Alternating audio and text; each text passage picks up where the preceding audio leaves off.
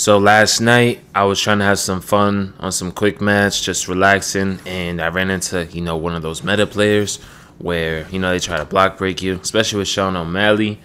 But if you guys enjoyed the video, maybe learn a thing or two, like, comment, subscribe. But for the most part, I do like to play at least semi-realistic. I'm not going to say sim because I don't know how to perfectly sim most fighters, but I like to have a realistic pace and, not block break, things like that. So I'm going to try my best to win for the most part, but it's very hard because every time Sean O'Malley, like his jab or cross, hits my block, it automatically pretty much hits down to your fighter. So I had to be very careful, but in the beginning I wasn't sure like what type of player I was facing. And then like later in the fight, there was a lot more jabs, crosses. I was moving my head a lot of them, but he's able to throw a lot of them as well. So that's the issue with the game. So we're gonna try our best, to play realistically and try to, beat him with IQ, head movement, counters, and good pace. We are TJ Dillashaw. I'm glad I picked him. Because if I would have picked a worse pick, like Song Yadong or Cheeto, sometimes those are picks I would go on bantamweight. This fight could have turned out a lot worse. So I'm definitely glad I had prime Dillashaw. For the most part, he has that 5-star. Look at that. 5-star lead hook, 5-star kickboxing combos, and, his kicks are all 4 to 5 stars at the very least.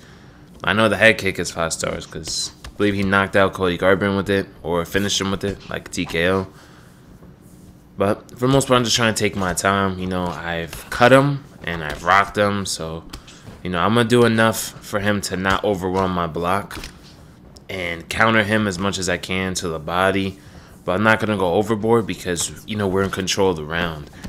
So that's a big reason why I'm able to beat players like this more often these days, because I'm worried about the round basis. Yeah, I think he found out, like, I was a pretty good player, so he just, started reverting to how he normally plays. More block break heavy. Because in the beginning, you could see he was pretty much going to the body. But once he realized that wasn't working and realistic pace and kind of being calm with the striking wasn't working, goes right back to, block breaking. He's not as crazy as some other people I've faced, but it's still annoying that people do play like this. Considering this is a quick match, I mean, there's nothing really on the line.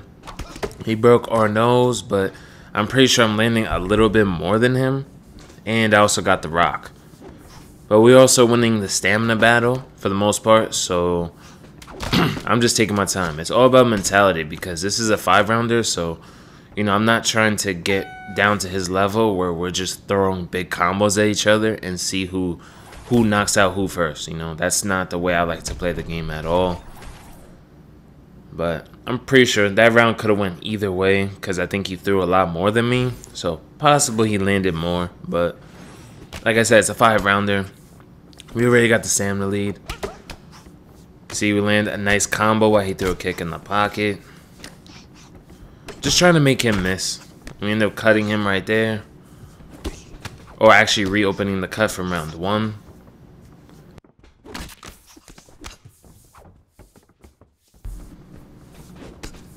Yeah, just taking my time, using some body jabs, teeps when I can. I can't kick as much because the length of O'Malley and how many crosses and jab he throws. Because those snap jabs and kilted crosses that he keeps throwing, they'll just hit stun me and constantly knock me out of my kicks. So it's very hard to kick someone who's playing with O'Malley in this way. Very high pace, with the boxing. So he would just end up getting counters on me, so there we go.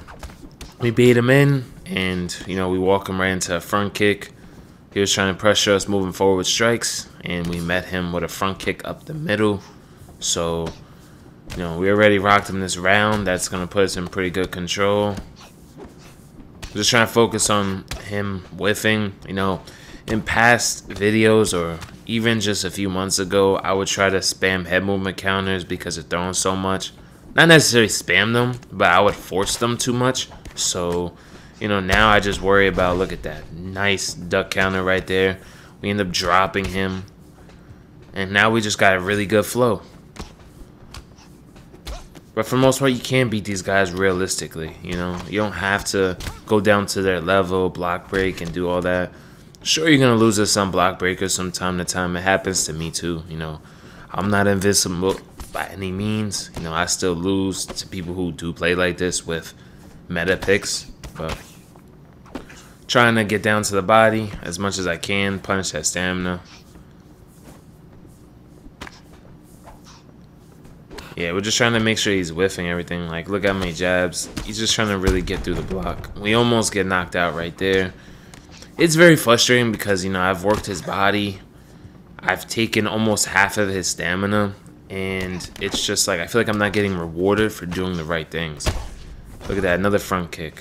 So when people are, like, moving forward, throwing a whole bunch of combos, you know, sometimes you could throw some either front kicks to the body or to the head. Sometimes they walk into them, and if you're hitting them with a front kick, you know, as they're throwing a strike, it opens up more vulnerability damage for your kick, so it would do more damage.